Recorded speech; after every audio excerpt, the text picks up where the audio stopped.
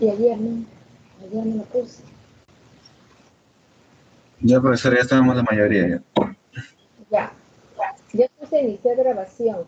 O sea, ustedes pueden bajar la grabación, ¿no? De la clase. Sí, profesor. Ah, y entonces ayer no lo puse. Automáticamente que se ponía. Ya, muy bien, jóvenes, buenas tardes con todos. Continuando con la clase sobre lo que es ingeniería genética, las técnicas, cuya finalidad es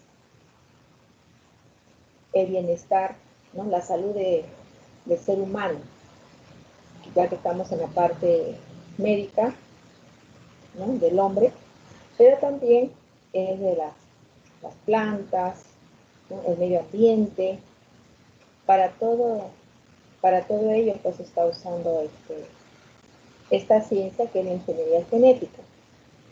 ¿Ya? Entonces ahora vamos a explicar ya las técnicas que se usan, ¿no?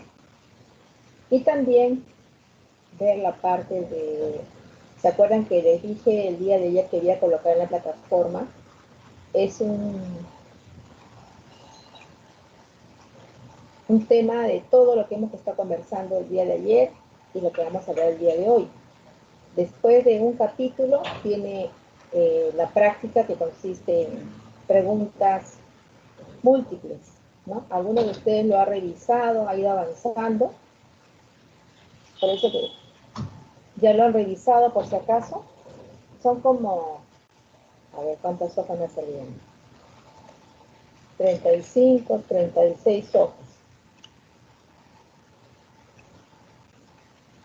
Lo han revisado, a ver, sean honestos. Yo sé que lo son. Si no lo han revisado, hoy día también lo vamos a ir avanzando poquito a poquito porque ustedes se dan cuenta, ahora que veamos, tienen parte teórica y preguntas. Y de ahí, profesora, usted va a colocar para el examen, ¿sí?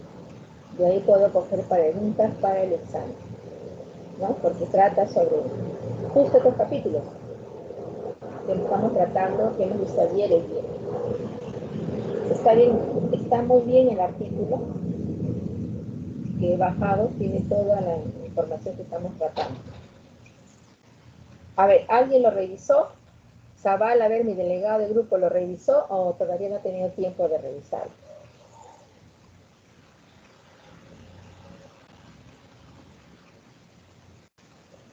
¿Qué dice Zabala? ¿Lo ha revisado? ¿Alguien lo ha revisado? No me contesta. ¿Me escuchan o no me escuchan?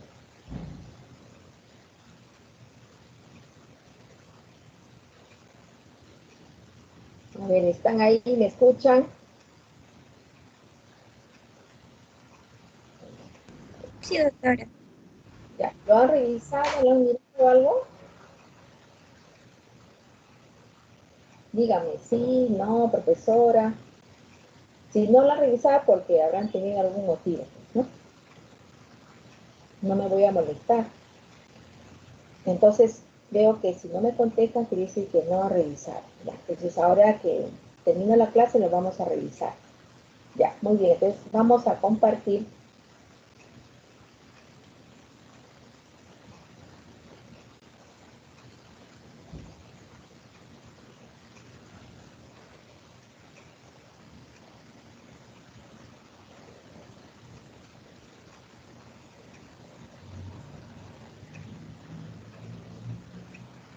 Ya.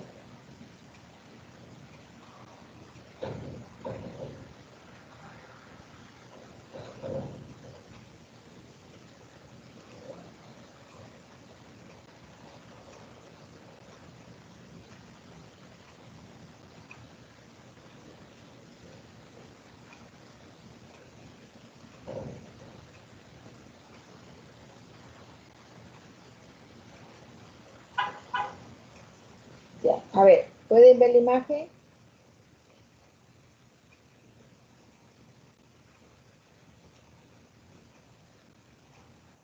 Sí se ve, doctora. Sí se ve, ¿no? Ya. Bueno, este dibujo que he colocado acá, ¿no? Es con la finalidad de, yo lo entiendo así, ¿no? Que en nuestras manos está, pues, que tengamos más salud, que vivamos el más tiempo, tengamos más años, pero en buenas condiciones, ¿no? Entonces, la ingeniería genética, pues, es una ciencia, ¿no? Así como toda ingeniería, ¿no? Que construye tomando en cuenta, pues, los genes. ¿Dónde están los genes? ¿No? Se encuentran formando el ADN, ¿ya? Pero que no se tome esto, pues, ¿no? Como muchas veces decimos que los biólogos genetistas creemos, pues, que tenemos al hombre en nuestras manos como para hacer lo que querramos, pero no es así, ya se les dije, ¿no? Es netamente con la finalidad de que el hombre viva en las mejores condiciones, ¿no? Y aquellas personas que tienen enfermedades genéticas, aplicando la terapia génica, puedan, pues, de una u otra manera, solucionar su problema y poder vivir tranquilos, ¿no? Esa es la idea, ¿no? Esa es la idea. Ya. Entonces, y como ustedes pueden ver acá en esta figurita, ¿no? Es como ingeniero, ¿no? Tomar, ¿no? Manipular el ADN a través de técnicas para el bien de las personas. Entonces, ¿qué se va a hacer? Se va a modificar, ¿no? El ADN de algunos organismos para después diseñarlos con las características que deseamos. Vuelvo a repetir, no solamente es en los humanos, también es en las plantas, también es a través de lo que ocurre, que ocasiona factores que están ocasionando la contaminación ambiental. O sea, en la agricultura, en el medio ambiente, en la medicina. Entonces, como ustedes pueden ver acá en el gráfico, ¿no? En la figura, ¿qué se hace? Se quita, como que también se añade uno o más genes. ¿Ya? No sé por qué se ve así, está saltando.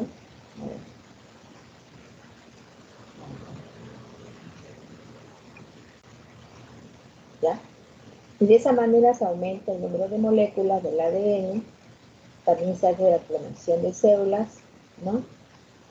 Y se forman, pues, organismos completos, se crean nuevas plantas, nuevos medicamentos, drogas, ¿no? Vacunas, para la salud de la humanidad en todo sentido. ¿Cuáles son las herramientas que usan? ¿No? ¿Cuáles son las herramientas? Una de ellas son las enzimas de restricción, que ya hemos estado conversando el día de ayer, ¿no? Estas enzimas de restricción, no sé qué es lo que pasa, lo amplío y nuevamente se vuelve a enfocar. Ahora sí.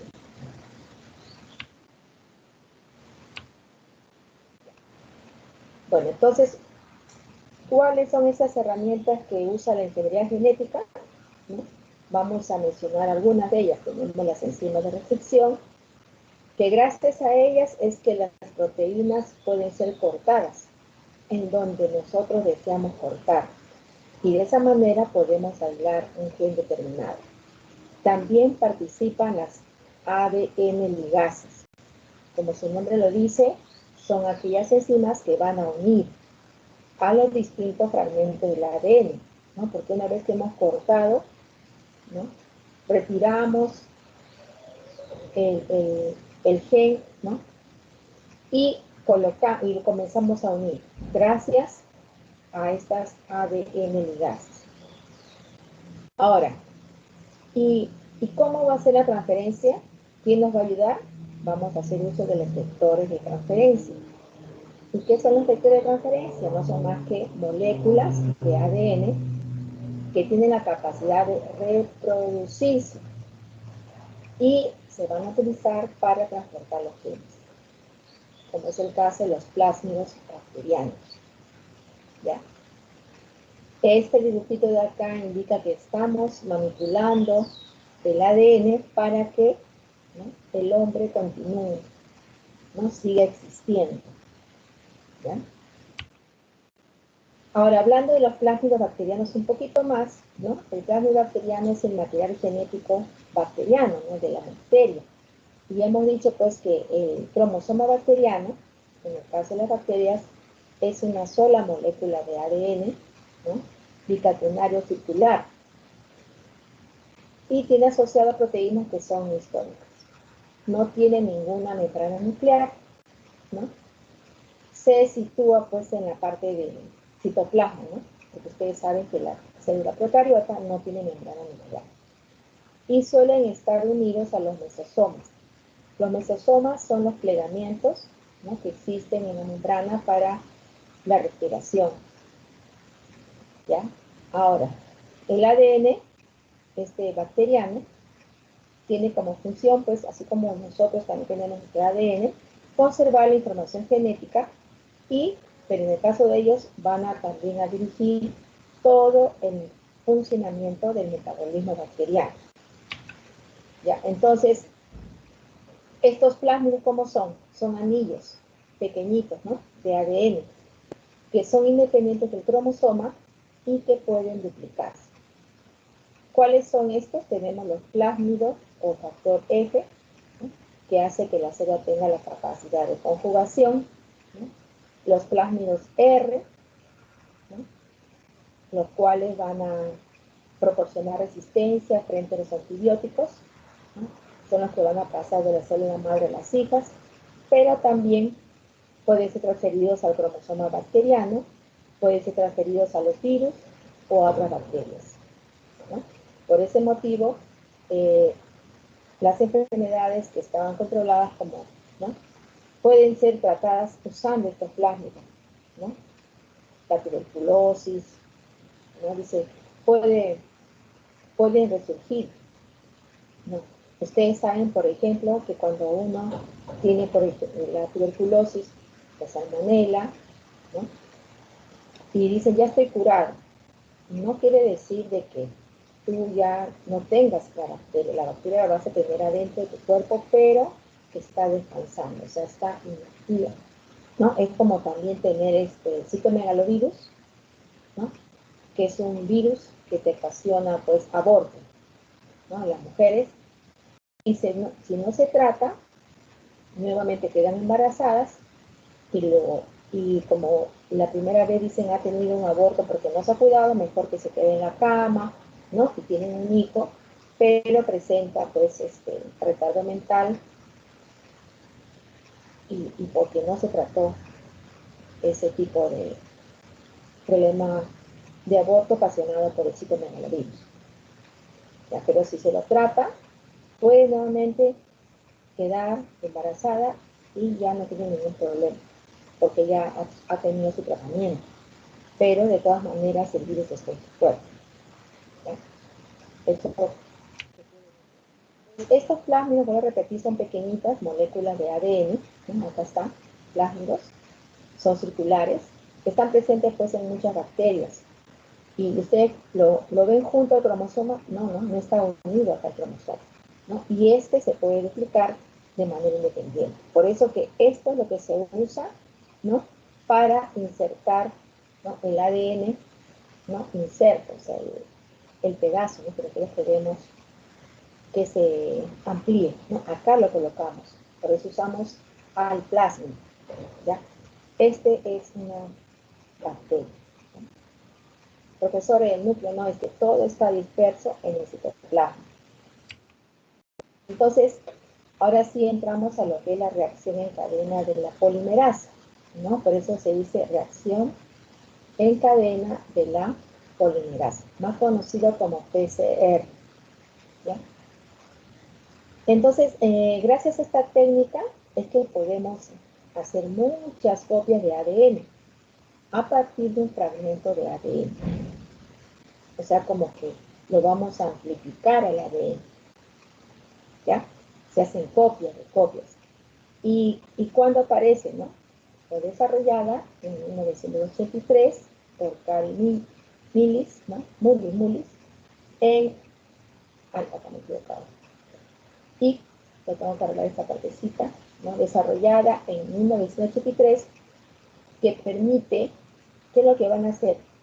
Copias de copias, o sea, clones de fragmentos de ADN, ¿no? Sin usar ninguna célula, directamente en un tubo de ensayo. ¿Ya?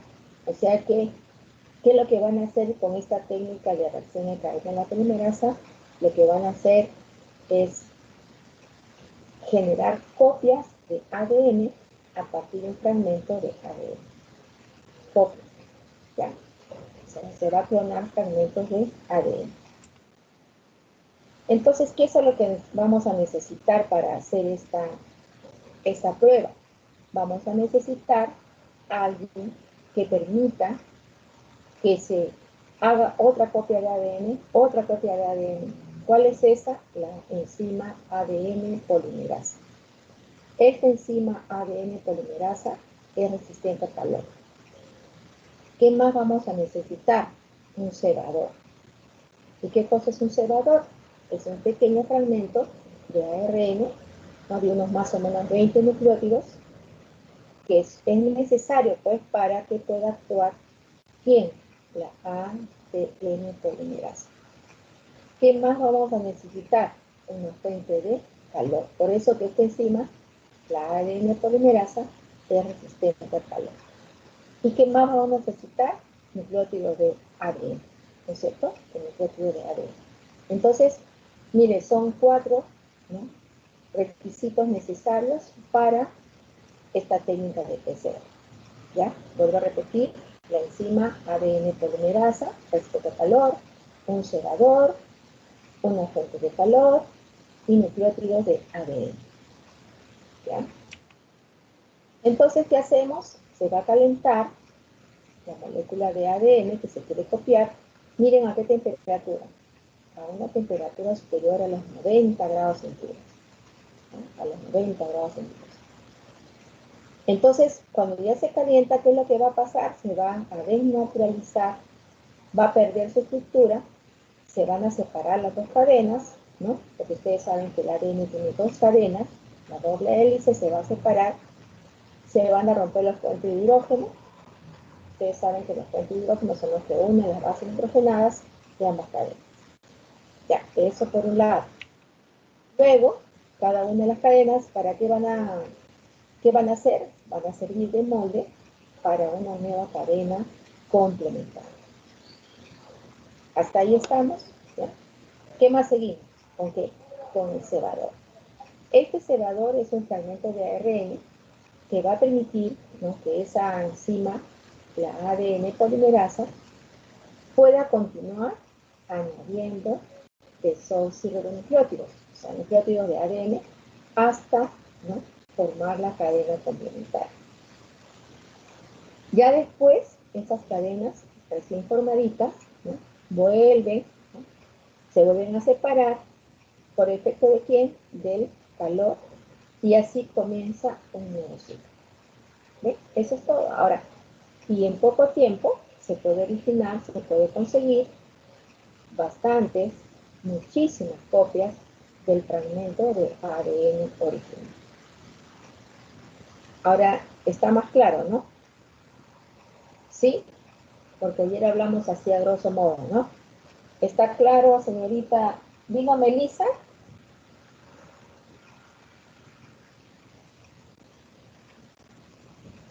¿Está Melissa? Algo ha pasado que no ha venido Melissa. Ya, bueno. A ver, ¿quién más?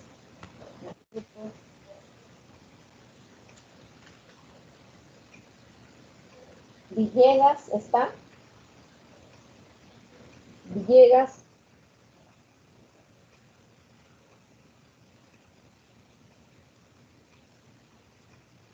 Vargas Mesa.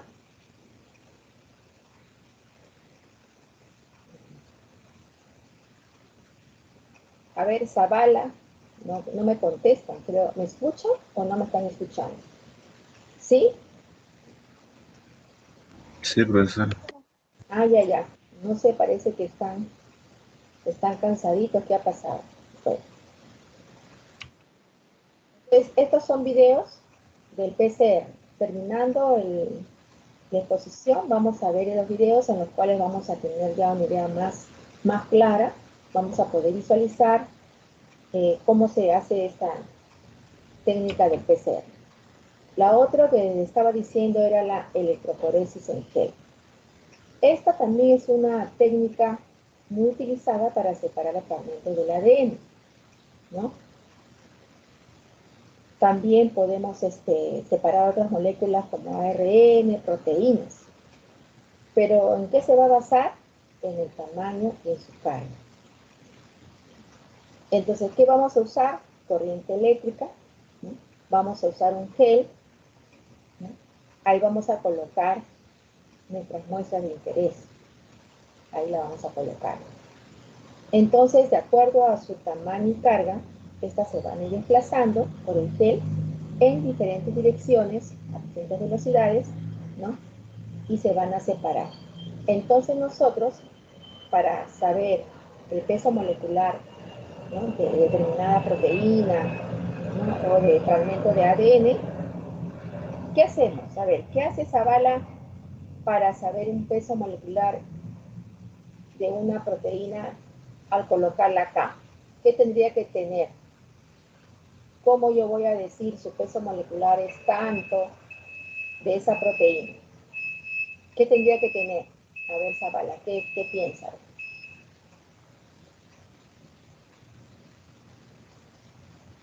¿Mm? O cualquiera, a ver, de los jóvenes, a ver, ayer que han estado participando, no voy a decir nombres, creo, porque no quieren decir sus apellidos o no contestan.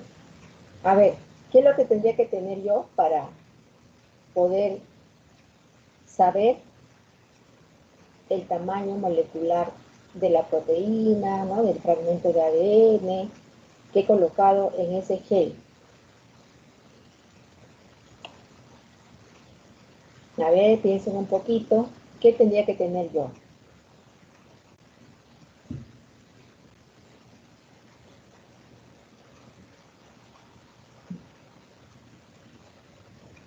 Tendría que tener un patrón de referencia, ¿no es cierto? Entonces, si yo tengo una idea de que mi fragmento de ADN, por decir así, ¿no?, pesa unos 80 Dalton, ¿no? Entonces yo coloco una proteína, ¿no?, de elevado peso molecular y otra proteína de bajo peso molecular. Son mis patrones de referencia, ¿ya? Es como cuando yo les comenté, ¿no?, que estaba en un proyecto estaban viendo las distintas formas moleculares de la hormona gastrina, ¿ya? Era un proyecto del Hospital de Mayo con el Instituto de Bioquímica de San Marcos. Entonces, ellos, ¿qué usaban para visualizar, ¿no?, separar la gastrina? Usaban la técnica de cromatografía, ¿no?, en columna, pero era muy tedioso. Entonces, ¿cuál era mi trabajito? Preparar un gel, ¿no? Le agregué yo urea, aparte del agar, ¿no? Le preparé urea, ¿no?, de tal manera que pueda yo colocar mi muestra de gastrina y poder identificarla, poder verla, ¿no? Porque tenía que colocar varias muestras de diferentes personas, ¿no?, de zonas de altura, ¿no?, de sierra, costa y selva, ¿no?, para ver y para poder identificar a la gastrina. Entonces, ¿qué coloqué? Coloqué, ¿no?, suero bovino y también coloqué la hormona insulina, ¿no?, de bajo peso molecular. Entonces ya como tengo esas referencias, yo ya coloco mis muestras, ¿no? Porque van a correr de acuerdo al tamaño de la carga. ¿Ya? ¿Hasta ahí está claro? ¿Sí? ¿O no está muy claro? A ver. ¿Está claro, no? Doctora. Sí está claro, ¿no? Ahora ya entendieron, ya. También vamos a ver un video en el cual se está visualizando. Entonces, todas las moléculas del ADN tienen la misma cantidad de carga por masa. Entonces, la electroforesis, ¿qué va a hacer? Va a separar los fragmentos de ADN únicamente por su tamaño. ¿Ya? Entonces, en este caso nos va a permitir saber todos los fragmentos diferentes de ADN que están presentes en las muestras, el tamaño, ¿no? Y de esa manera vamos a poder nosotros decir, este tamaño tiene mi muestra que yo no sabía, ¿no? Y de acuerdo a eso ya voy a seguir trabajando. Pues acá viene, también hay electroforesis vertical y también hay electroforesis horizontal, ¿ya? Entonces, este es en gel de agarosa, por eso es horizontal. Hay otro que es en gel de poliacidamida. Entonces, miren, aquí tienen la bandeja, ¿no? Acá tienen la pared móvil, con una palanca que se levanta, ¿no? Un nivelador, pared fija. Luego, bueno, este es algo que han comprado, pero también se puede fabricar. En mi caso, había un profesor que se encargaba de hacer las cámaras de electroforesis, ¿no? Y yo le encargué también al profesor, le digo, ¿me puede hacer una para mí? Porque yo también voy a hacer correo de electroforesis. Ah, ya, muy bien, y la preparo. No es difícil. Entonces, ya tenemos el agar, miren, han echado el agar en esta placa, ¿no? Y luego de ahí, ¿qué vamos a hacer? Tenemos revoluciones de las muestras y las colocamos. Y de ahí la colocamos en la fuente de poder, ¿no? De 70 a 100 voltios por una hora. Y comienzan a correr las muestras, ¿no? Con la electricidad, de acuerdo a su carga, y de acuerdo a su tamaño, se van a formar bandas. Ya se van a formar bandas. Eso lo vamos a ver acá en este link del video. Muy bien, entonces ya estamos conociendo la técnica del PCR que nos va a permitir ampliar, hacer copias del ADN. Tenemos a continuación la electroforesis en la cual vamos a colocar el fragmento de ADN, ¿no? Que va a avanzar de acuerdo a su tamaño, a su peso molecular, a su tamaño, ¿ya? Y para ello tenemos que tener referenciales, ¿no? Una molécula de elevado peso molecular y otra de menor peso molecular.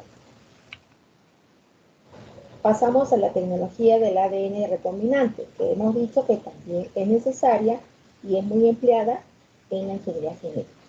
Entonces, ¿qué tenemos que hacer? Identificar y localizar nuestro gen que nos va a interesar en el ADN. ¿Ya? ¿Quiénes van a participar? Ya hemos dicho, las enzimas de restricción. ¿Qué van a hacer? Van a cortar los segmentos del gen que deseamos. Ya, o sea, son las tijeritas. Luego, el fragmento que ha sido seleccionado, ¿dónde va? Se va a unir al carrito, al vector, que en este caso es un plásmido bacteriano. ¿Y quiénes van a ayudar? Las enzimas, las ADN ligasas, ¿no? Entonces ya ahí se va a obtener un ADN híbrido o recombinante, ¿no? El que se está mezclando, ¿no? Se está juntando el gen, ¿no? Deseado con el plásmido bacteriano. Ahora, a continuación, esta molécula de ADN, ¿qué vamos a hacer? La vamos a transferir, ¿no? A una célula hospedadora. En esta célula hospedadora, ¿qué va a pasar? Se va a replicar y se va a transmitir a las células hijas, ¿no? Este ADN recombinado. Y de esa manera se ha creado un clon de células que contienen el gen de otra célula distinta. Veamos acá. Entonces, miren, esto lo he sacado de esa separata, justo está así, ¿ya? Etapas de producción del ADN recombinado. ¿Ya? Entonces, con esta técnica del ADN recombinante, nosotros, ¿no? Vemos que las bacterias, ¿no?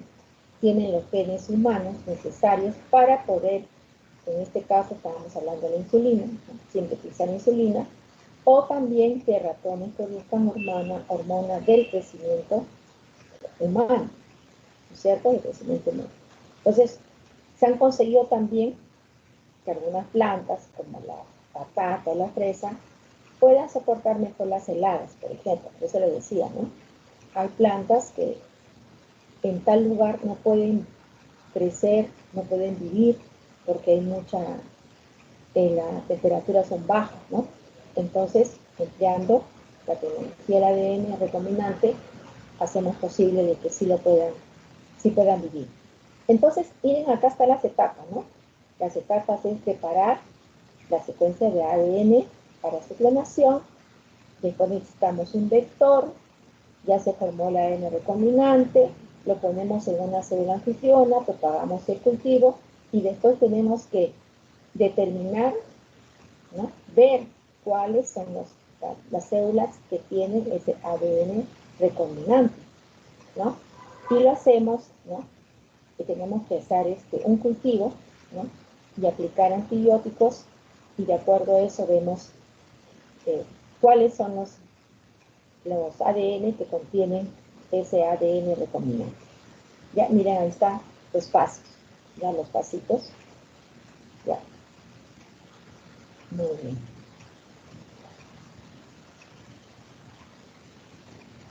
Ya.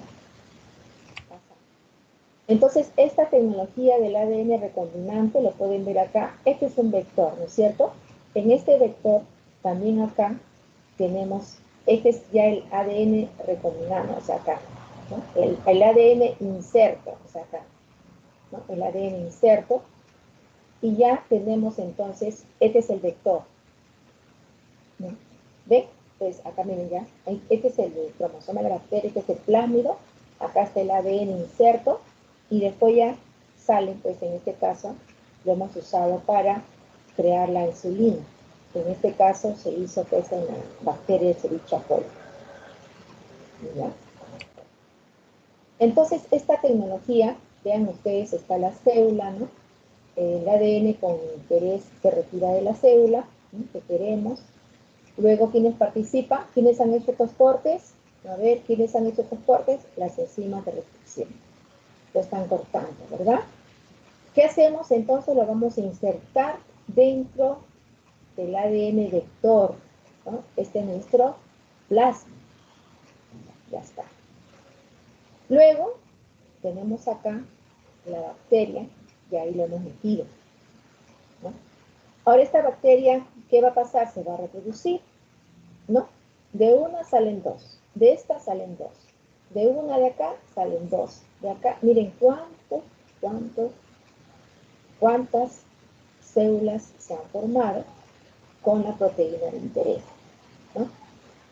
Muy bien, entonces el ADN vector, ¿no? Se toma de la bacteria, ¿no es cierto? Y se corta con las enzimas de restricción, como ustedes han podido ver en el gráfico anterior, ¿no es cierto? Porque ¿cómo se va a colocar? También se tiene que cortar para de esa manera colocar un segmento, ¿no? Del ADN. Muy bien. Pasamos entonces a ver la otra parte, que es la secuenciación del ADN, que es muy importante, porque es el orden, ¿no? El orden o la secuencia de los nucleótidos que forman parte del gen, ¿no? Y que va a ayudar en los cánceres raros. Como yo les decía, siempre tiene que haber el mantenerse el orden, la secuencia de los nucleótidos, ¿ya? Eso sí es muy importante. Entonces, el centro, ¿no? Para el tratamiento, ¿no? De cáncer, ¿no? De cánceres raros, ¿no? Entonces es una red, ¿no? Formada, ¿no? Por más de 40 hospitales holandeses que se encarga de recolectar biopsias, porque ustedes saben que en las biopsias, ¿no? Ahí se van a usar para determinar, ¿no?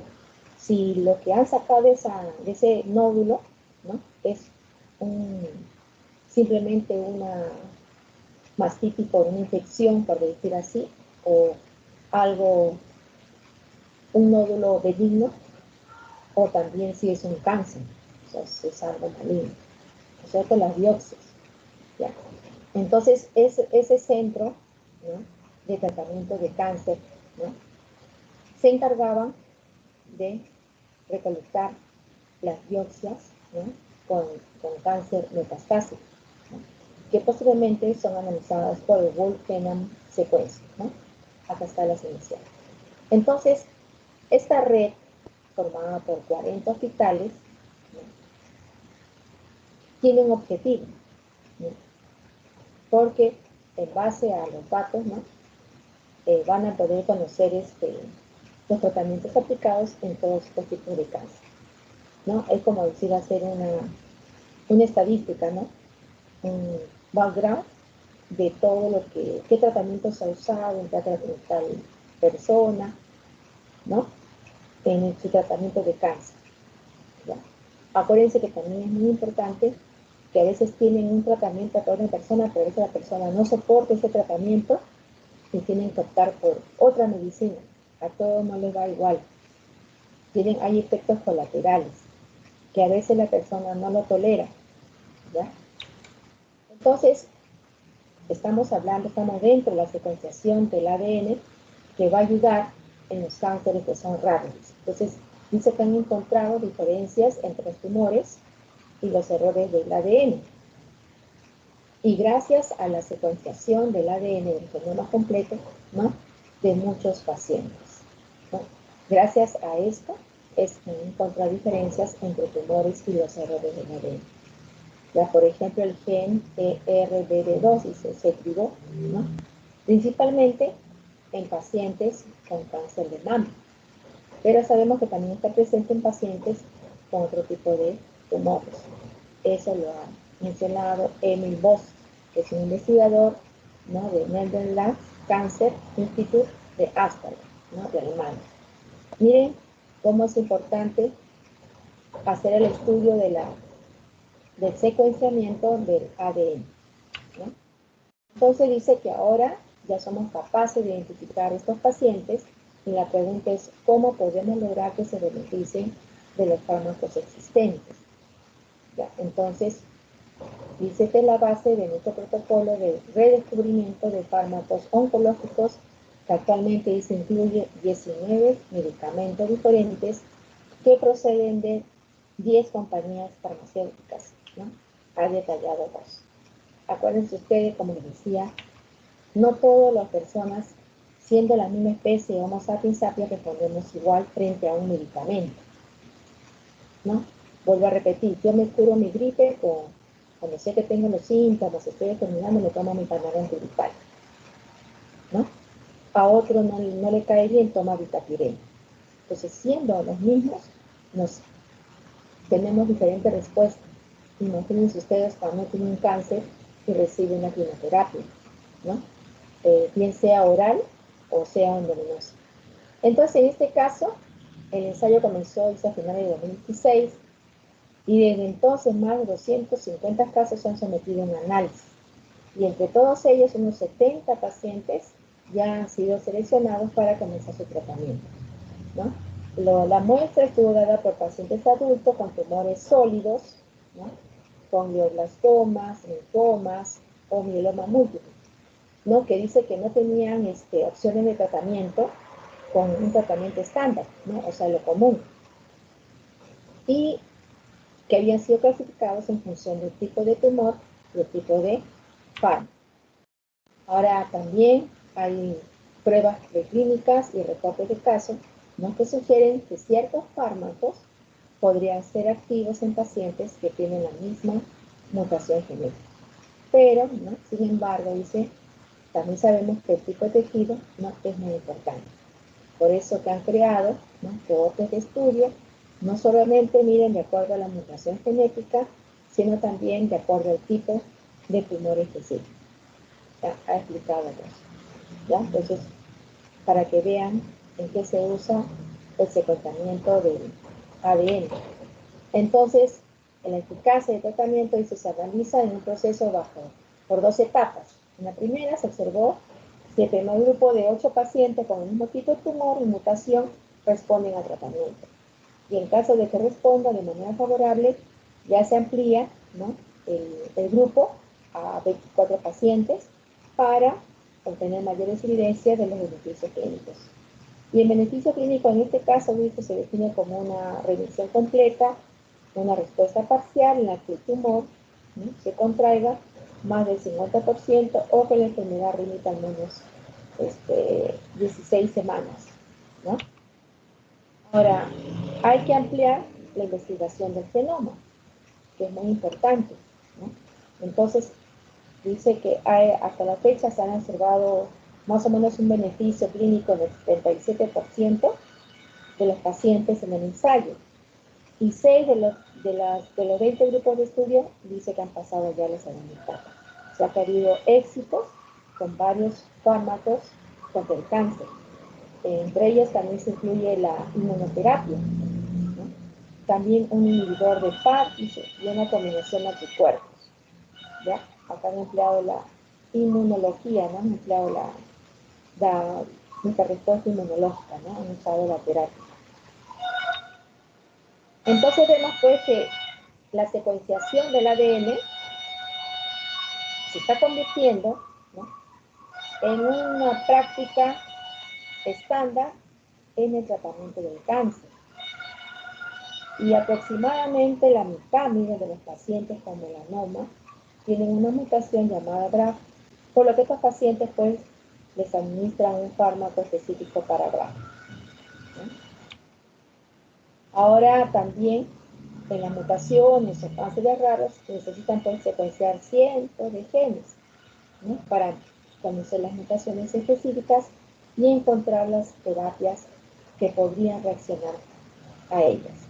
Por eso les decía, ¿no?, en todo centro, en todo hospital, siempre hay un instituto de investigación y cogen, ¿no?, las biopsias, ¿no?, para hacer los estudios. Ya. Bueno. Ahora pasamos a la conexión del ADN. Miren acá, ya está facilito, ¿no? Se sacan 2 gatitos, se está mirando el espejo, ¿no? Pero este es. Entonces, la clonación del ADN también es otra técnica de biología molecular que hace muchas copias idénticas de un fragmento de ADN como un gen. ¿Ya? En un experimento de clonación típico se inserta un gen blanco, también en un fragmento circular de ADN llamado plasma. Y se obtienen copias. En resumen, acá con este cuadrito, ustedes se han dado cuenta que, por ejemplo, yo hago mi PCR, ¿ya? Después, ¿qué puedo aplicar? Puedo aplicar mi electroforesis también para determinar el tamaño, ¿no? Y así. Entonces, todas estas técnicas, ¿no?, que hemos mencionado anteriormente, combinadas de forma adecuada y se permiten seleccionar fragmentos de ADN, modificarlos e introducirlos en otros organismos. Por ejemplo, la obtención del ADN recombinante. Si ustedes ven acá el dibujito, ¿no?, acá, esto significa que ya ha caído, ya no están los genes que anteriormente estaban, ya esta molécula de ADN ha sido modificada. Y la clonación de ADN, ¿qué significa? Que han hecho otra copia, ¿no? Han hecho otra copia. Y el PCR, ¿qué cosa era? La amplificación, hacer muchas copias del ADN. Y la secuenciación del ADN, ¿no?, es hacer el estudio de toda la secuencia y de que ésta permanezca de manera correcta, ¿no?, que se mantenga de manera correcta. ¿Hasta ahí estamos? ¿Estamos entendiendo, jóvenes? Sí, doctora. Ya, está clarito, ¿no? Ya. Entonces, la ingeniería genética y la medicina. ¿Qué vamos a obtener? Vamos a obtener productos farmacéuticos, como en el caso de la insulina, la hormona de crecimiento, el factor 8 de coagulación.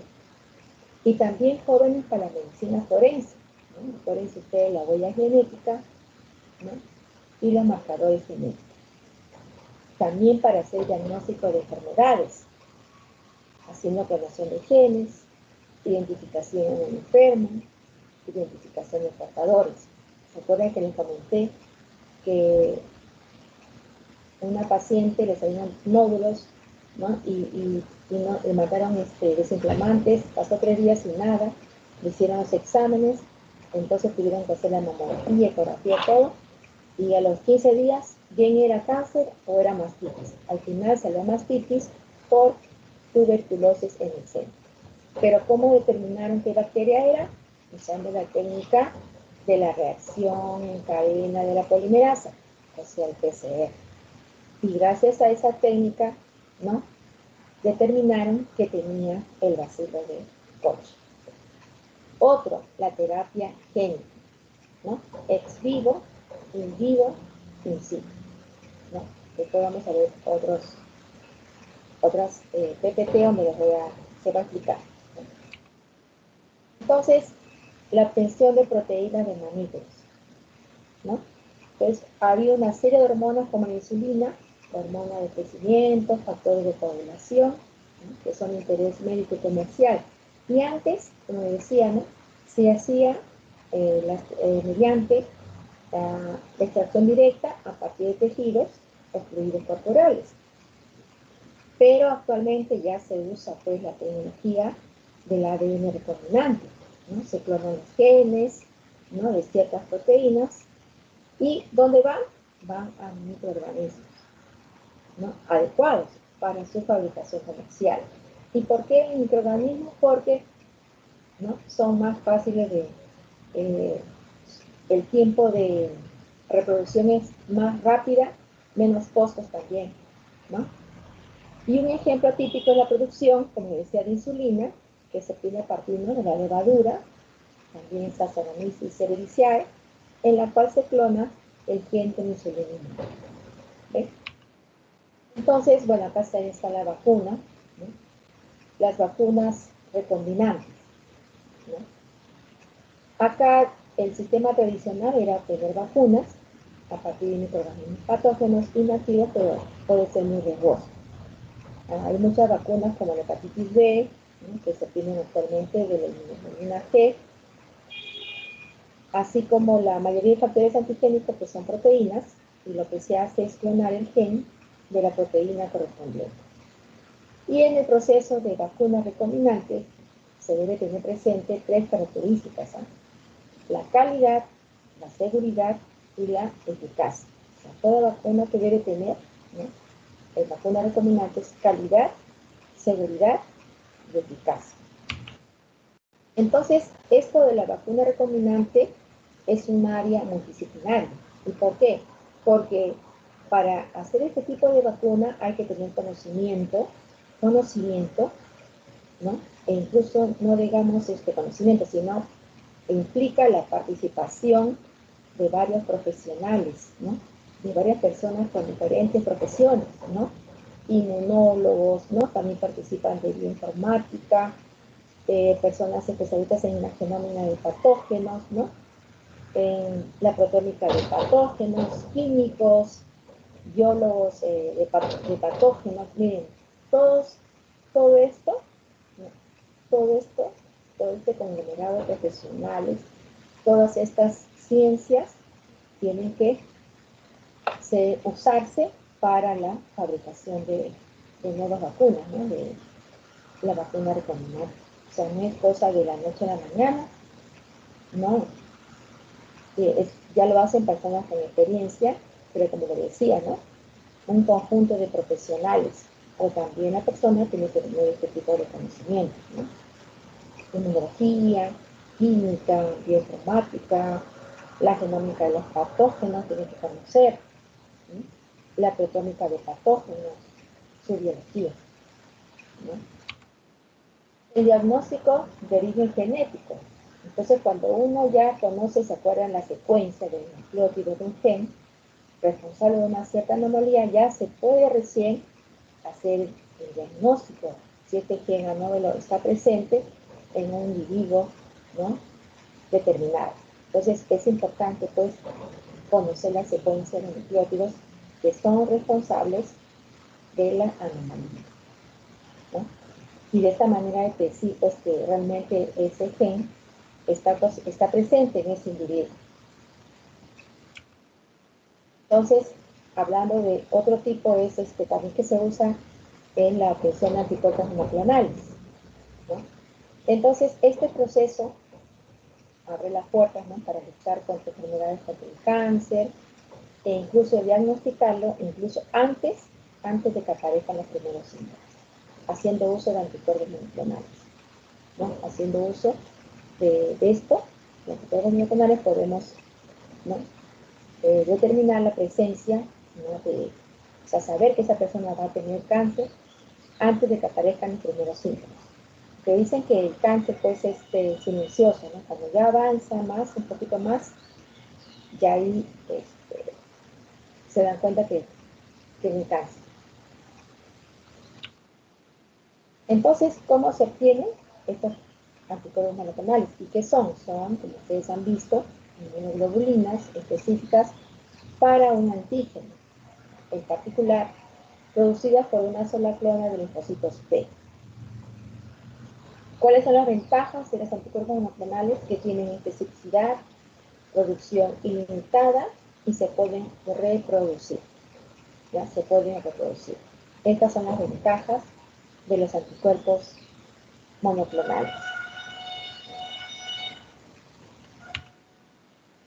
La terapia génica, como ustedes pueden ver, ¿no?, acá este dibujito, ¿no?, está corriendo acá el profesional médico, ¿no?, a solucionar un problema de tipo genético.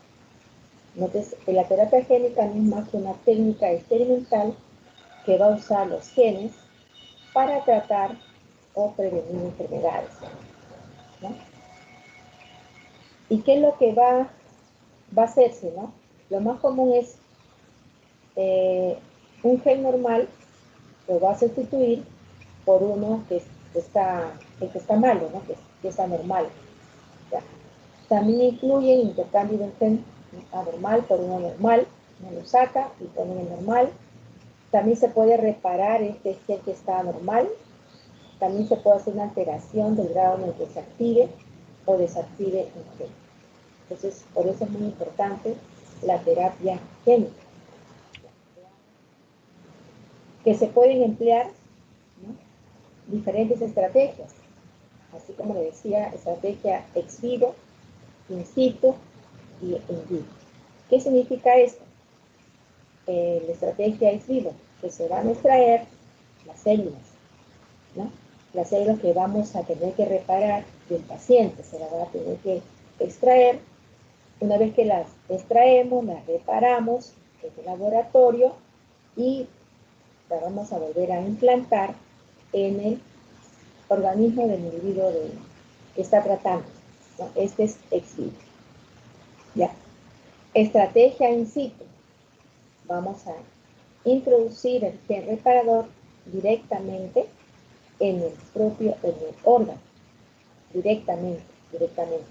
Lo vamos a introducir. Y in vivo, lo vamos a administrar directamente al paciente, ¿no?, el gen corrector para que alcance el gen que está en mal estado, ¿no? ¿Qué más tenemos? Acá está este dibujito, ¿no? El gen saludable. Tenemos un vector de virus, ¿no? En este caso estamos usando un virus como vector, ¿ya?, y el vector del virus con el gen saludable, ¿no? Este es el gen saludable. Ahí está. ¿Y qué hacemos? Va adentro, ¿no?, del individuo. Ya está. Ahí ya se entendió mejor, ¿no es cierto? Estamos introduciendo el gen, ayudándonos de un vector, ¿no?, y ingresa.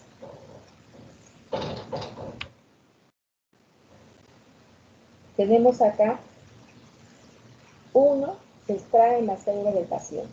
Ya está, sacamos. 2, ¿qué hacemos en el laboratorio? Lo modificamos, ¿no? Se modifica un virus de forma que no pueda reproducirse. Estamos haciendo esto en el laboratorio.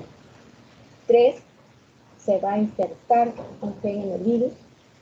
Claro, porque lo que tenemos que hacer, miren acá, hacer que el virus no se pueda reproducir, ¿no? Primero que nada. Y acá vamos a insertar, ¿no?, un gen en el virus. Luego el virus modificado, ¿no?, se va a mezclar con la célula del paciente.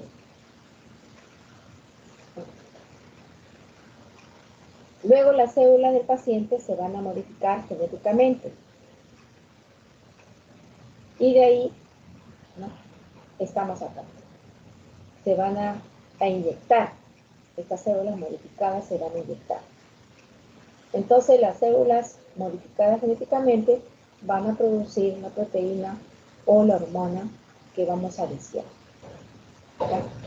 Entonces, esta es la terapia génica, ¿no? Se extraen las células del paciente, ¿no es cierto?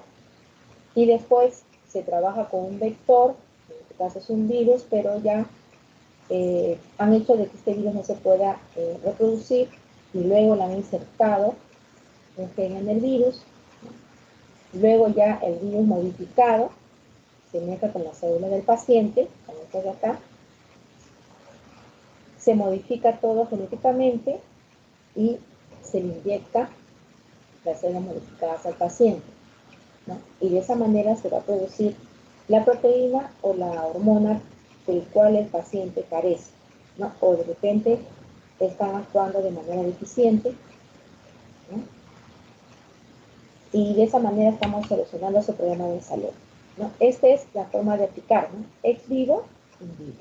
Ex vivo, como voy a repetir, el nuevo gen se va a empaquetar ¿dónde? En un vector, ¿no? Y de acá, esta es una placa con medio ejecutivo, el gen se va a modificar, ¿no?, o reemplaza por células que se han extraído del cuerpo y que se van a devolver luego al paciente. In vivo, ¿no?, tenemos el virus, acá tenemos el ADN, ¿no?, se va a empaquetar dentro del vector y el gen se va a insertar o se altera directamente en el paciente, se hace de manera directa. Ahora, como hablamos, ¿no?, y dije en el inicio, el nuevo mundo de la terapia génica no tiene límites, ¿no? Bueno, lo que se busca es curar enfermedades, evitar genes que podrían desarrollarlas o definir también, ¿no?, incluso el color de los ojos, son parte de las cosas que la ingeniería genética podrá, ¿no?, que puede ser en un futuro no tan lejano, ¿no? Bueno, y sus problemas pues son consecuencias aún desconocidas, ¿no? Así dice. Por eso hay una guerra. Me acuerdo que cuando existía un congreso de genética, hay la parte, ¿no?, la ética, que nosotros quiénes somos para manipular los genes, ¿no? ¿Con qué derecho? ¿No?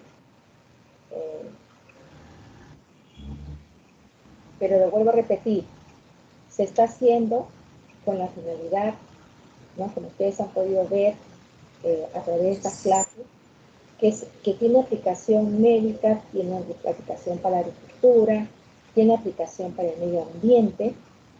¿Todo para qué? Para que el hombre viva en las mejores condiciones de salud, en todo sentido. Esa es la finalidad del biólogo genetista, de la ingeniería genética. También hay médicos que siguen especialidades de genética. Sí, en el hospital de Valiati no había el departamento de genética. Un médico se fue a España y creó el laboratorio de genética en Valiati, ¿no? Y de ahí ya se hacen las enfermedades, los pacientes pasan por el laboratorio de genética. Antes generalmente se pensaba que la mayoría pues de personas que caminaban hacia un poquito de forma, qué sé yo, no pensaban que eran por problemas de genética, ¿ya? No pensaban. ¿Cuál es el consejo genético? ¿No? Pruebas. Hay exámenes en la sangre y otros tejidos para detectar trastornos genéticos.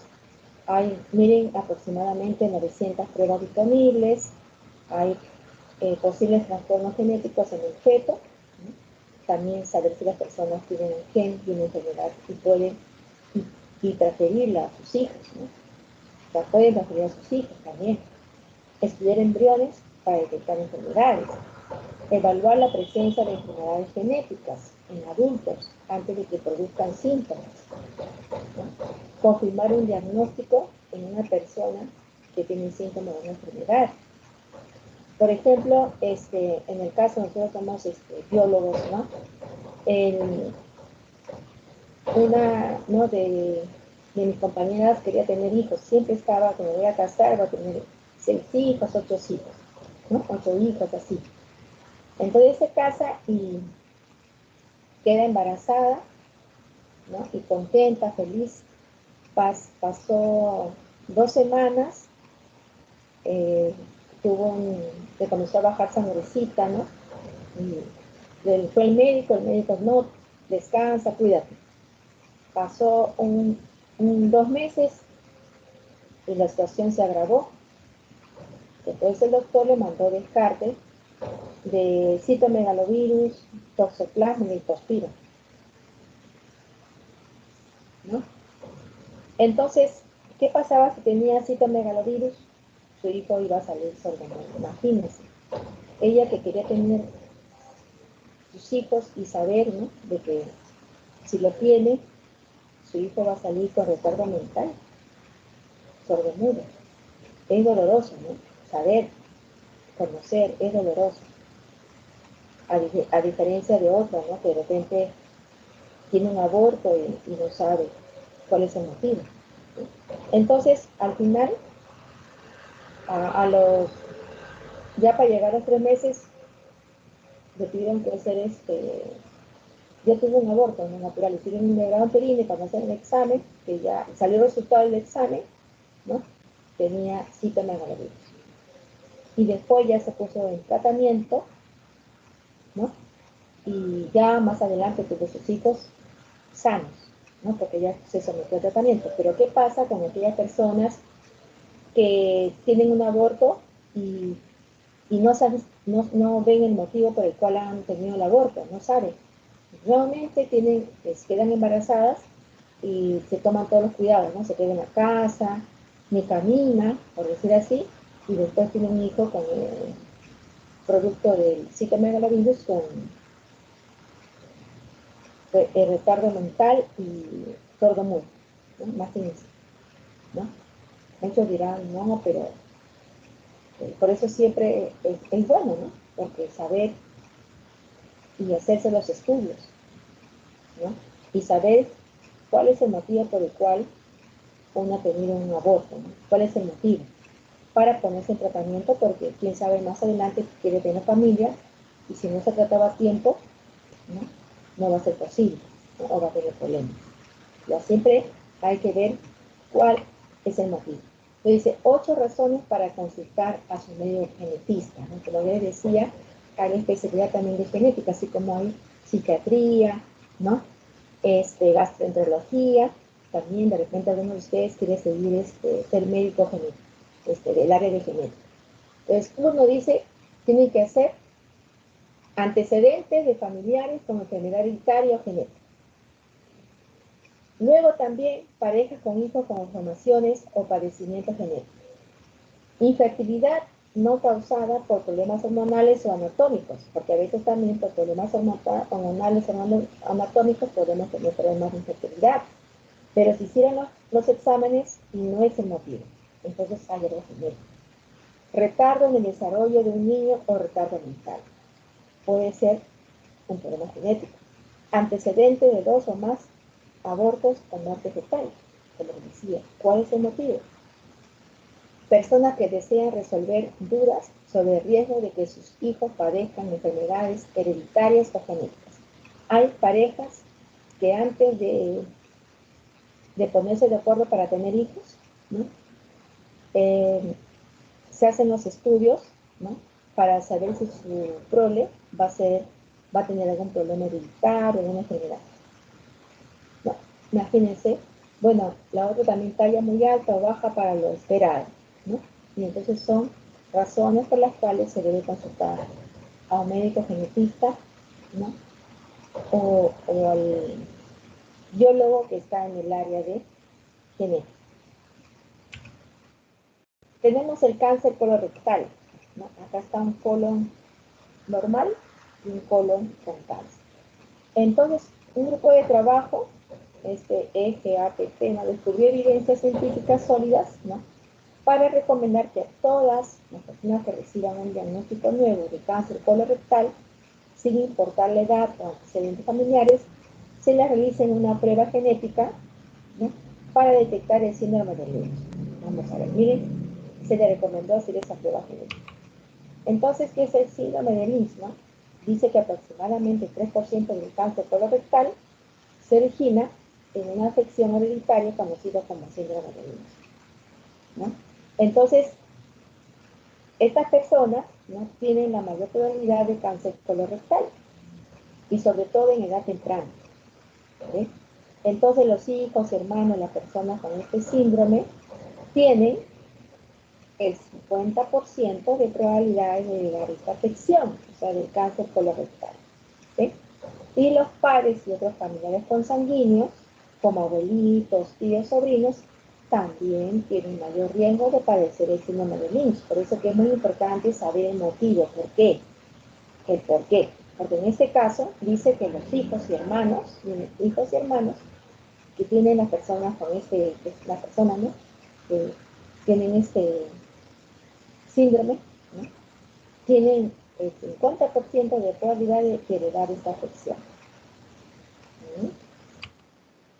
La insulina, que ya lo habíamos visto, ¿no? Es el primer caso de proteína, ¿no? Producida por ingeniería genética, aprobada para uso en humanos. ¿Desde cuándo, jóvenes? Desde el año 1982. Y en la actualidad, pues varios laboratorios farmacéuticos producen insulina humana, miren, tanto a partir de bacterias como de levaduras, y sin ningún riesgo para la salud. Y ha sido gracias a ¿qué? A las enzimas de restricción, que son capaces, ¿no es cierto?, de cortar la molécula del ADN en sitios específicos. También se ha podido cortar el gen humano, que codifica la insulina, se ha podido insertar en un plásmido, que es el ADN circulado en las bacterias, se ha formado un plásmido recombinado, que posteriormente se ha insertado en una bacteria para la producción de insulina. Ya habíamos visto, y vuelvo a repetir, diferencias entre ingeniería genética y tecnología del ADN recombinante, ¿no? Dice que los materiales genéticos de los organismos pueden alterarse. ¿Cómo se van a alterar? Utilizando técnicas de ingeniería genética o tecnología del ADN recombinante. Entonces, este término es bastante amplio, ¿no? En este caso, ¿qué cosa es? Manipulación. ¿Manipulación de qué? De la estructura genética de un organismo, ¿no? Y la tecnología del ADN recombinante es una técnica, ¿no?, que busca crear moléculas de ADN, ¿no es cierto?, recombinante con ADN de dos especies diferentes. Entonces, en ambos casos se va a manipular material genético, ¿no? Pero la ingeniería genética hace uso de esta tecnología de ADN recombinante. Y para que no nos olvidemos, pues, que en la ingeniería genética se usan métodos, técnicas que nos van a permitir acceder y manipular el ADN. De esa manera se van a modificar características hereditarias, ¿no?, de lo que nosotros queremos que esta persona, ¿no?, se encuentre en buen estado de salud. Y lo vamos a hacer alterando su material genético, ¿no? Y se hace, pues, en un tubo de ensayo en laboratorio. Entonces se van a hacer combinaciones de nuevos genes porque se están aislando fragmentos, se están creando, se están introduciendo este fragmento modificado de un organismo en otro, ¿no? Y entonces cuando los genes nuevos son introducidos en las plantas o animales, los organismos pueden llamarse transgénicos, ¿no? Esta es la historia que ya les presenté el día de ayer, ¿no? En el cual pues vemos que todo empezó en 1953, ¿no? Con Watson y Crick con la determinación de la estructura del ADN, ¿no? Luego dieron del código genético más adelante y hasta crear pues el borrador del genoma del arroz, Orisa sativa, en 2001. Entonces, esta ingeniería genética, ¿para qué va a servir? Para sintetizar nuevas proteínas, nuevas plantas y animales, nuevos antibióticos, para hacer clonación, producción de proteínas humanas, terapia génica. Los beneficios, ya lo hemos visto, en la terapia se reemplazan genes, ¿no?, anómalos por genes buenos, ¿no? Y de esa manera se van a curar enfermedades hereditarias, ¿no? Por ejemplo, hay personas que sufren de gota, ¿no?, por herencia. ¿Qué tienen que hacer? Solamente tienen que hacer ¿no?, tomar desinflamantes, porque hay que tener dinero para operarse, ¿no?, porque se forman como unos nódulos, ¿no?, entre las articulaciones, ¿no? Entonces, no nos podemos escapar a este tipo de enfermedades hereditarias. También la obtención de evidencia de huellas del ADN en caso de crímenes, ¿no? Y esto para recordarnos qué cosa hace cada uno de estos componentes, ¿no?, que no se deben olvidar. ¿Quién se encarga de unir a los fragmentos de ADN? La ADN ligasa. ¿Quién corta el ADN en puntos específicos y hace fragmentos de ADN? Las enzimas de restricción. Una clase común de vector, un plasma. Para leer la secuencia de base de un segmento de ADN, ¿qué se usa? ¿Se usa el PCR? No se usa el PCR. Se hace la secuenciación de ADN. Para separar fragmentos de ADN, ¿se hace el PCR? No, se hace la electroforesis. Para identificar a las células que han sido transformadas, ¿cómo identificamos? A través de marcadores genéticos. Ya. Entonces, también tenemos vectores, como el caso de virus o fagos, ¿no?, que llevan a las células, ¿no?, llevan al ADN a las células y de esa manera aseguran su replicación. Entonces, tenemos acá, ¿no?, enzima de restricción, ADN ligasa, vectores, plásmidos, marcadores genéticos, gen de electroforesis, secuenciación de ADN. ¿No? Todo esto no se pueden olvidar cuál es su propósito. Y ahí está bien clarito, ¿no? En este cuadro está sintetizado. Ahora sí presenté este cuadro que está más clarito. Dice proteínas recombinantes que hoy se comercializan y emplean como fármacos en humanos, ¿no? ¿Para qué se usan los factores de coagulación? Para la hemofilia, ¿no? La insulina para diabetes mellitus. La hormona de crecimiento, deficiencia de la hormona en niños. La eritropoyetina, EPO, para la anemia. El interferón alfa para la hepatitis B y C, para el cáncer. La vacuna antihepatitis B para la inmunización contra hepatitis B. Anticuerpos monoclonales recombinantes para el asma, artritis reumatoide. La proteína C para sepsis severa. La beta-glucocerebrosidasa para enfermedad de Gaucher. La DNasa para fibrosis quística, ¿no? Son proteínas recombinantes. Y bueno, ahí también he mencionado hace un momento que es una proteína totipotente, ¿no? Por eso que lo estoy definiendo acá. Esta célula totipotente, ¿no?, es aquella célula que tiene, ¿no?, mucha habilidad para dividirse. El que pase el avión. tiene mucha habilidad para, ¿no? Habilidad de una célula para dividirse y producir todas las células diferentes en el organismo. Por ejemplo, las células totipotentes son las esporas y el cigoto, ¿no? Entonces, es la célula con mayor capacidad de diferenciación, ¿no? Acá tenemos, ¿no?, el ovocito, ¿no?, el espermatozoide. Miren cómo se va diferenciando, ¿no? Tenemos acá las células del sistema circulatorio, el sistema nervioso y el sistema inmune. Y acá les he puesto 3 links, ¿no?, de videos sobre ingeniería genética, ¿no?, técnicas de ADN recombinante, ¿ya? Muy bien. A ver, nos queda un poquito de tiempo para ver los videos. Sí creo, ¿no? Porque si no los vemos, entonces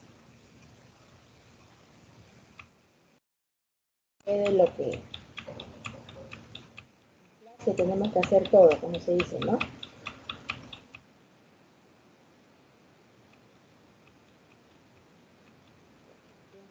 Uno por uno, porque voy a colgar.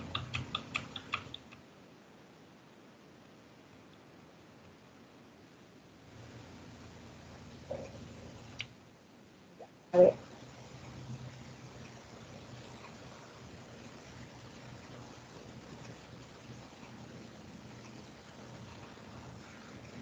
Parece que se puede ayudar.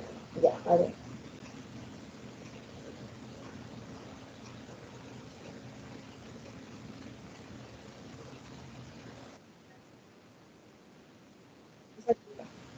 Ya, ahí está.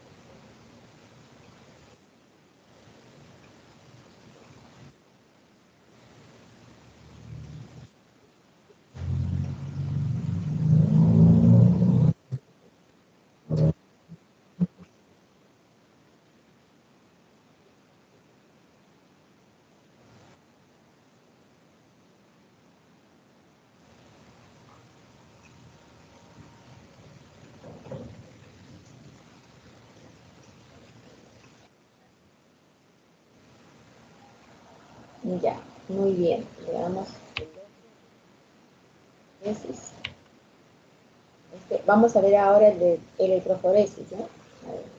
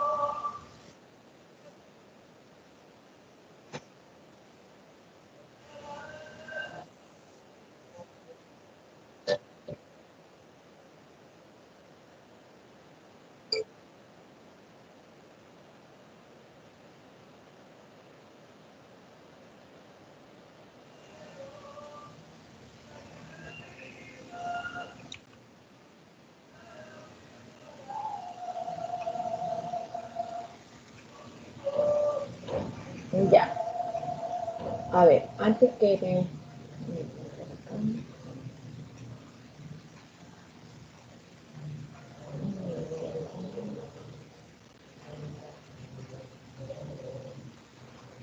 Bueno, les quería decir de que les coloqué en la plataforma, ¿no?, una separata que dice biotecnología. Voy a compartir a ver si tengo tiempo todavía.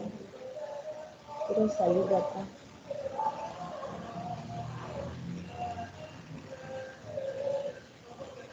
Será la ventana, pero todavía se escucha. Ya.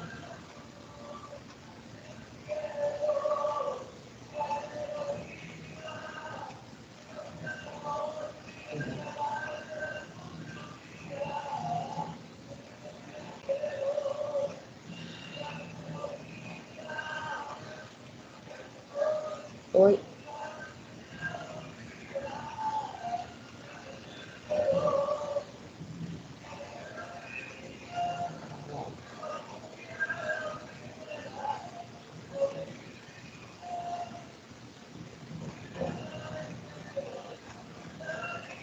ya. Entonces, en esa separata que les he puesto, tiene varios puntos. ¿Me están escuchando? ¿Sí? ¿Me escuchan? Sí, profesor. Sí, doctora. Sí, doctora. Ya. Ahí dice, por ejemplo, biotecnología, ¿qué cosa es? Ingeniería genética. Hay actividad 1. Hay seis preguntas para poner verdadero y falso. Después hay actividad 2. ¿Ya? Su teoría. Hay un crucigrama también.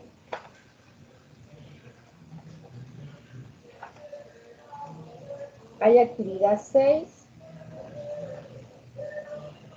Al final hay como 10 actividades que sería bueno que ustedes lo revisen y que lo resuelvan. Ya. Seguramente ahora que me toca a mí estos capítulos, voy a elaborar las preguntas, entonces más o menos de ahí vendrá alguna de las preguntas. Y así que les recomiendo que lean esa separata, contesten, y también hay otros artículos en el cual hay bastante información. Al final les he colocado creo como 4 o 6 en la plataforma. ¿Ya? ¿Alguna pregunta hasta aquí o todo quedó claro? Uy.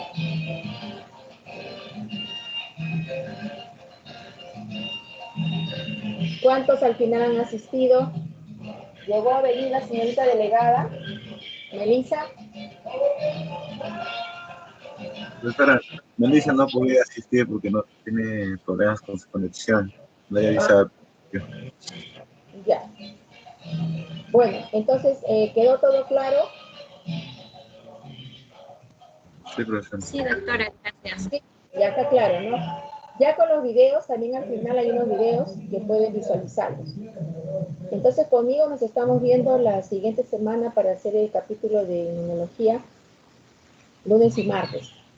Entonces, ya hasta aquí hemos llegado. Dentro de 10 minutos nos estamos conectando con mi grupo de seminario, ¿ya, señor Zavala?